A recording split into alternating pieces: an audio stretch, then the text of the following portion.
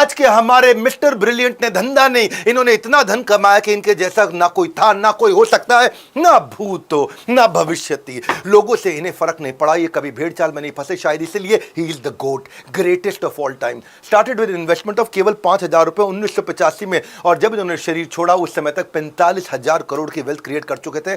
62% CAGR. जाने मन ध्यान देना, बहुत गहराई में जाऊंगा, बहुत गहराई में, राकेश झुनझुनवाला की वो गहराई में। ये इंफॉर्मेशन का चैनल नहीं है टाइकून्स ऑफ इंडिया, यहाँ डेप्थ इन स्ट्रैटेजी मिलती है।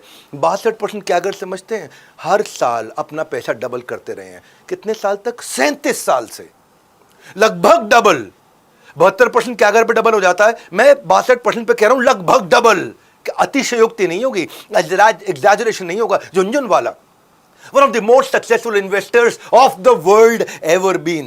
इनके आज 10 कमांडमेंट बताऊंगा, वो क्या मंत्र थे, वो क्या गुरु मंत्र डेप्थ में बताऊंगा। द राकेश झुनझुनवाला के पहला, put your money in the stock that out performs the market. Hindi में साधारण भाषा में, स्टॉक वो उठाओ जो बाजार की स्पीड से जरा तेज भागता हो और कई सालों तक भाग रहा हो, और 11 साल के डाउन टर्न अप टर्न वो देख चुका हो। उस स्टॉक में घुसो जो कि अपने पैसे को, अपने परफॉर्मेंस को बाजार की परफॉर्मेंस से डबल भाषा। देखो, कहते हैं मैं एग्रेसिव इन्वेस्टर हूं। झुनझुनवाला का कहना है अगर मेरे ओपिनियन में आ गया ना तो पैसा टेबल पे रख दूंगा।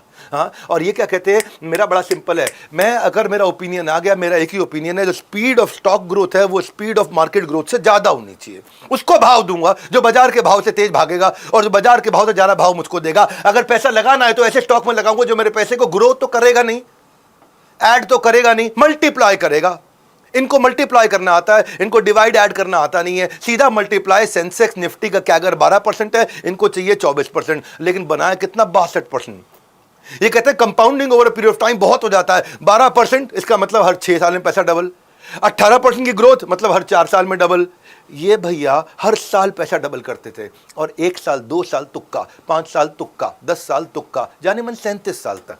कुछ तो बात है ना। ये राकेश झुनझुनवाला है, ये कहते हैं बिल्कुल मुद्दा है, समझो कि जो आउट परफॉर्म कर दे बाजार को। राकेश झुनझुनवाला का एग्जांपल एक जुबिलियंट का देता हूं आपको। एक थी जुबिलियंट फार्मोवा, ये ग्लोबल फार्मास्यूटिकल कंपनी थी, ग्लोबल प्रेजेंस थी, पहले से यूएस में जा चुकी थी। भारत की कंपनी यूएस में चली गई, रिसर्च एंड डेवलपमेंट पे पैसा लगाते हैं।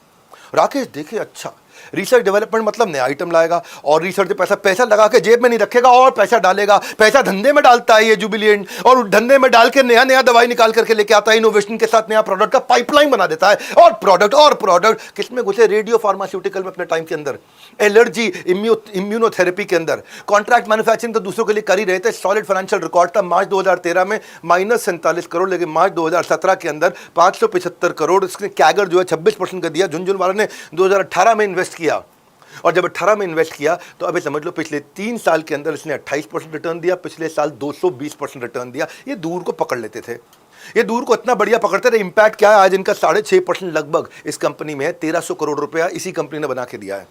कई कंपनियां जो बाजार को आउट परफॉर्म करती है, ब्लू स्टार है 27% के आसपास का कैगर दे रही है 10 साल से। टीवीएस मोटर 25% का कैगर दे रही है, यानी कि growth rate, compounded annual growth rate 10 साल से। पीडीलाइट, फेविकॉल पीडीलाइट 22% का कैगर दे रही है 10 साल से।